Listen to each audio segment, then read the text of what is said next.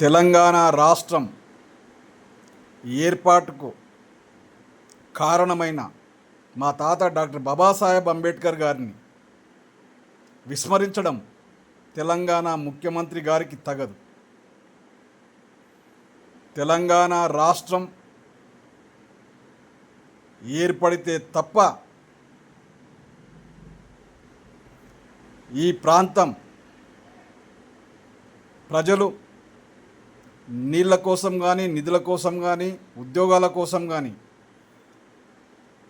కష్టపడుతున్నారు. కాబట్టి ఆంధ్ర వలసవాదుల చేతిలో ఆగమవుతున్నారనే ఉద్దేశంతో పోరాటం చేసిన తరుణంలో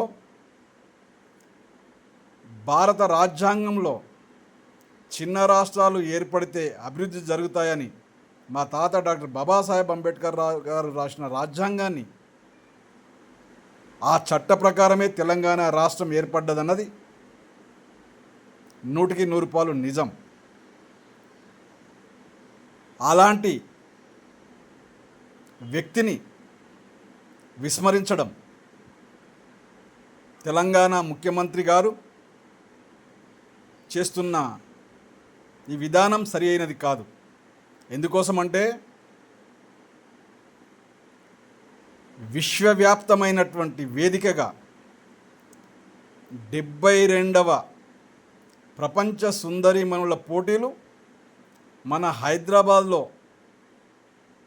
జరగడంతో విశ్వవ్యాప్తంగా తెలంగాణకు ఒక గుర్తింపు వస్తుందని, తద్వారా అభివృద్ధికి ఇంకా ఎక్కువ అవకాశాలు ఉంటాయనే ఉద్దేశంతో మాత్రమే ప్రపంచ సుందరీమణుల పోటీలు మన హైదరాబాద్లో చేయడానికి తెలంగాణ ప్రభుత్వం ముందుకొచ్చింది. ఈ పోటీలు మే 10వ తేదీ నుంచి మొదలుకొని మే 31 తారీఖు వరకు జరుగుతున్నందున ఈ విశ్వవ్యాప్తంగా 109 దేశాల సుందరీమణులు హైదరాబాద్లో ఉండి తెలంగాణలోని వివిధ ప్రాంతాలను పర్యటించడం కోసం, ఆయా ప్రదేశాలను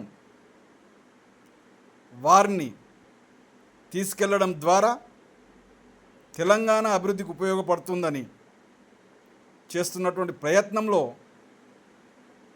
ప్రభుత్వం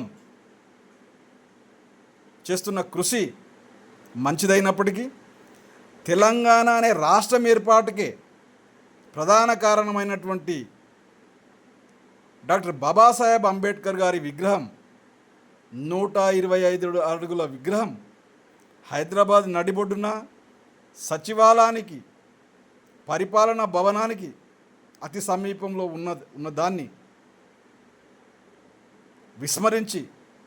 విస్మరించకుండా ప్రపంచ సుందరీమణులను ఆ విగ్రహానికి కాడికి పర్యటించేలాగున ఇప్పటికైనా ప్రోగ్రాం రూపొందించి 125 అడుగుల డాక్టర్ బాబాసాహెబ్ అంబేద్కర్ గారి విగ్రహాన్ని ప్రపంచ సుందరీమణులు సందర్శించే విధంగా చర్యలు చేపట్టాలని తెలంగాణ ప్రభుత్వాన్ని, ముఖ్యమంత్రి గారిని కోరుతా ఉన్నాం.